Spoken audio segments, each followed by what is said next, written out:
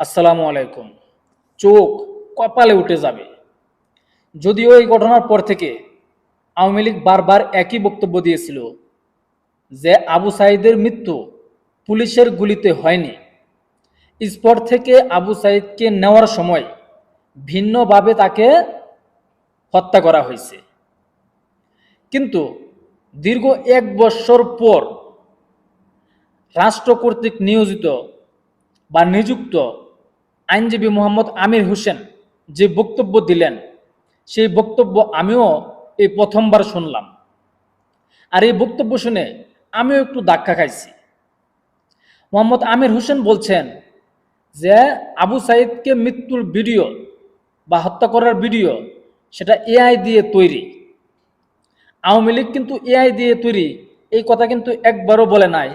শেখ হাসিনা বারবারই বলছিল যে তাকে স্পট থেকে নেওয়ার সময় ভিন্নভাবে তাকে হত্যা করা হয়েছে, কারণ আন্দোলনকে চাঙ্গা করার জন্য, আন্দোলনকে ভিন্ন খাতে মোড় নেওয়ার জন্য তাকে হত্যা করা হয়েছিল। আওয়ামী লীগের কিন্তু একই দাবি। কিন্তু আমির হোসেন যে বক্তব্য দিছে, এই বক্তব্যটা পুরা সিস্টেমকে একটা ধাক্কা দিচ্ছে। আমি নিজে শুনে এই প্রথম শুনলাম, আমি নিজেও একটা ধাক্কা খাইছি। আপনারা জানেন যে জুলাই আগস্ট আন্দোলনে গঠিত মানবতা বিরোধী অপরাধের মামলার সাবেক প্রধানমন্ত্রী শেখ হাসিনা সহ 3 জনের বিরুদ্ধে তৃতীয় দিনের সাক্ষ্য গ্রহণ শেষ হয়েছে।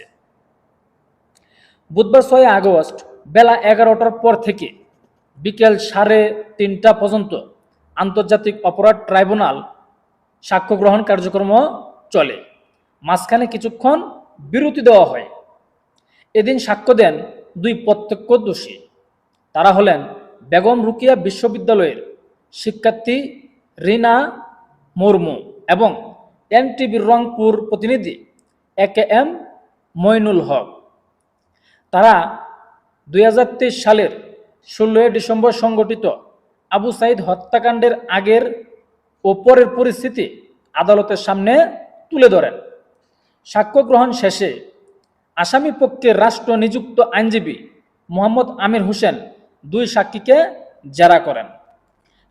সাংবাদিক মইনুল হককে জেরা করতে গিয়ে আইনজীবী আমির হোসেন দাবি করেন, আবু সাঈদের উপর হামলার ভিডিওটা বা ভিডিও ফুটেজ রয়েছে, তা এআই দিয়ে তৈরি করা হয়েছে, এআই ব্যবহার করে তৈরি করা হয়েছে।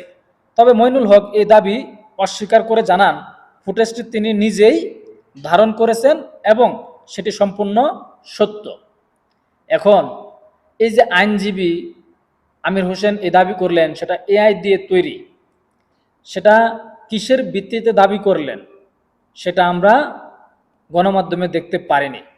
হয়তো তার কাছে এমন কোনো প্রমাণ আছে বা কোনো যুক্তি আছে, বা কি দিয়ে সে জেরা করলেন সেটাও দেখার পালা যে তার হাতে প্রমাণটা কি। কিন্তু আওয়ামী লীগ বারবার একই বক্তব্য দিয়েছে যে আবু সাঈদের মৃত্যু পুলিশের গুলিতে হয়নি, আবু সাঈদের মৃত্যু হয়েছে ভিন্নভাবে। এআইয়ের কথাটা কিন্তু আওয়ামী লীগ বলে নাই। কিন্তু রাষ্ট্রপক্ষের যে আইনজীবী, মানে রাষ্ট্র কর্তৃক নিযুক্ত, সেই আইনজীবী বলতেছে সেটা এআই দিয়ে তৈরি। এখন এই যে বক্তব্যটা পুরা সিস্টেমটাকে কিন্তু একটা নাড়াচাড়া দিছে।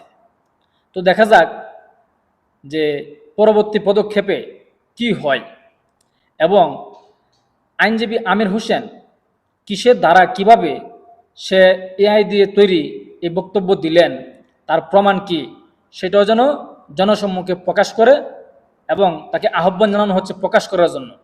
তো অপেক্ষায় থাকুন। আসসালামু আলাইকুম।